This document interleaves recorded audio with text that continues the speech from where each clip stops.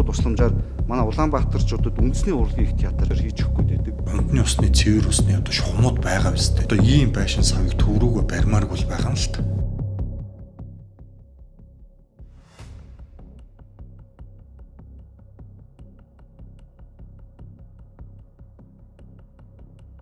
ICMN мэдээллийн сайт энэ удаагийн сурвалжлаараа үндэсний цэцэрлэгт хүрээлэнтэй холбоотой үүсэж байгаа асуудлыг хүнд хөргөх болно. Тэгэхээр үндэсний цэцэрлэгт хүрээлэн бол манай улсын хэмжээнд байгаа хамгийн том цэцэрлэгт хүрээлэн. Нийтдээ 97.3 га талбайтай энэ цэцэрлэгт хүрээлэнгийн 40 га талбайд нь үндэсний их театр болон төв цэнгэлдэх хүрээлэн барих шийдвэрийг өнгөрсөн 10 дугаар сарын 16-нд нийслэлийн иргэдийн төлөөлөгчдийн хурлын тогтоолоор баталлаа. Хуралдаанд оролцсон төлөөлөгчдийн олонхын саналаар тогтоолын төсөл батлагдлаа. Бас хэлэхээр энэ бол дэлхийн жишгээрээ ингээд 200 сая доллараар буцалтгүй тусламжаар манай Улаанбаатарчуудад үндэсний урлагийн их театр төв цэнгэлдэх хүрээлэн буцалтгүй тусламжаар хийж өгөх гээд байдаг. Тэгэхээр ингээд өнөөдөр ингээд ус төржүүлээд төрн юм ихээр болов.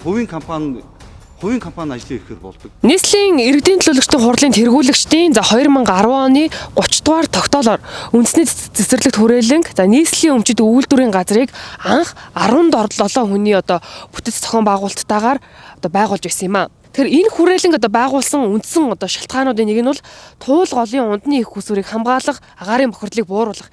Нийслэлд байгаа ногоон байгууламжийн хэмжээг нэмэгдүүлэх ийм зорилготой 2010 онд нийслэлийн иргэдийн төлөөлөгчдийн хурлаар анхны байгууллагыг байгуулж байсан түүхтэй.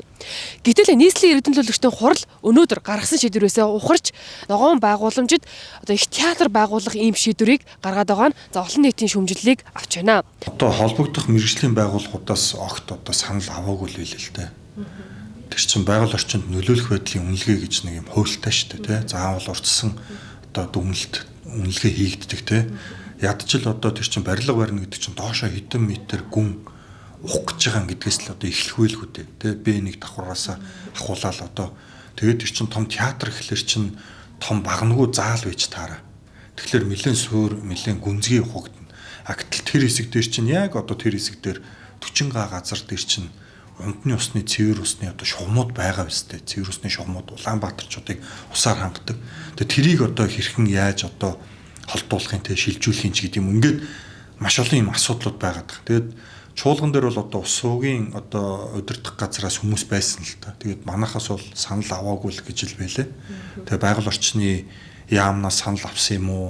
За дээрээс нь усны газраас санал авсан гүд ингээд яг нь ундны устай холбоотой мэргэжлийн байгууллагуудаас огт санал энэ төр аваагүй л нөхдүүд оруулж ирж л байлээ л дээ. Тэгээд би бол хэлсэн та нар цалинтай ажил хийж байгаа нөхдүүд шүү, тий.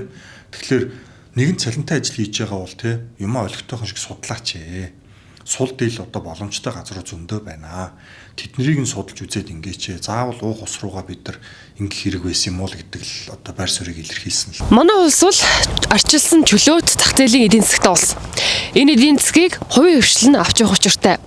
Гэтэл өдгөө төр бүх салбарт орж хувийн хвшилтэйгээ өрсөлдөж гол тоглогч нь болсон энэ жишг тогтоод удаж байна. Тэгвэл нийслэлийн иргэдийн төлөөлөгчдийн хурлын гаргасан театр барих саяны тогтоол бас л энэ шийдвэрийн үргэлжлэл гэж хэлэхэд хэлцдэггүй. Учир нь нийслэлийн иргэдийн төлөөлөгчдийн хурлын шийдвэр улстай ганц байгаа ногоон байгууламж бүхий үндэсний цэцэрлэгт хүрээлэнгийн ногоон байгууламжийг нэмэгдүүлэх, орчин нөхцөлийг сайжруулахад бус театр барьж хувийн хвшилтэд өрсөлдөхөд чиглэж байгаад иргэд олон нийт шүмжилж байна.